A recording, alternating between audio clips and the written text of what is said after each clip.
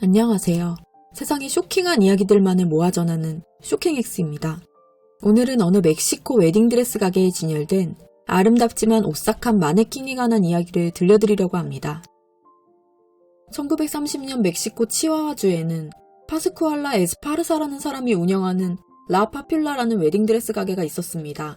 이곳에는 연신 사람들의 입을 오르내리는 존재가 있었는데요. 바로 쇼윈도에 진열되어 있는 웨딩드레스 차림의 마네킹 때문이었습니다.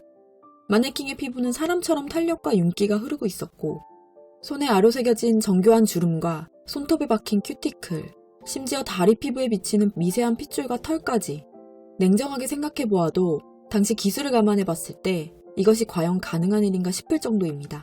게다가 지금의 기술로도 마네킹을 이 정도로 정교하게 만들진 않습니다. 이 마네킹이 화제를 모은 건 단순히 사람 같은 정교함 때문만은 아닙니다. 바로 가게 주인의 죽은 딸, 메스 파르사를 빼닮은 외모 때문이었는데요. 웨딩드레스 가게를 찾은 마을 사람들은 주인이 죽은 딸의 시신을 방부 처리해 마네킹으로 만든 것이 아니냐는 섬뜩한 추정을 하곤 했습니다. 그렇다면 가게 주인 파스쿠알라의 외동딸은 어떻게 생겼을까요? 파스쿠알라 마네킹과 흡사한 외모를 갖고 있죠. 파스쿠알라는 하나뿐인 딸을 금이야 오기야 키웠다고 합니다. 예쁘고 똑똑한 딸은 명문대학까지 진학한 데다 근사한 남자를 만나 결혼까지 앞두고 있었는데요. 그러나 딸은 결혼식을 며칠 앞두고 독거미에게 물려 갑작스레 죽고 맙니다. 딸의 갑작스런 죽음 이후 충격과 비탄에 빠져 한동안 두문불출하던 파스쿠알라는 한 달 정도의 시간이 흘러 다시 가게를 오픈했습니다. 그런데 바로 가게 오픈 뒤에 등장한 새로운 마네킹이 바로 그녀의 딸을 빼닮은 파스쿠알라 마네킹이었던 것입니다. 기가 막힌 타이밍 덕에 더욱 의심의 눈초리가 커져 대놓고 딸의 시신으로 마네킹을 만든 것이 아니냐 질문을 하는 이들도 있었습니다. 그러나 이런 질문에 파스쿠알라는 말도 안 된다며 의혹을 극구 부인했습니다. 당연하게도 파스쿠알라 마네킹에 관한 무시무시한 소문은 끊이지 않습니다. 쇼윈도에선 마네킹이 미소를 짓는 모습을 본 사람이 있는가 하면 마네킹의 손에서 흐르는 땀을 목격한 사람도 있었습니다.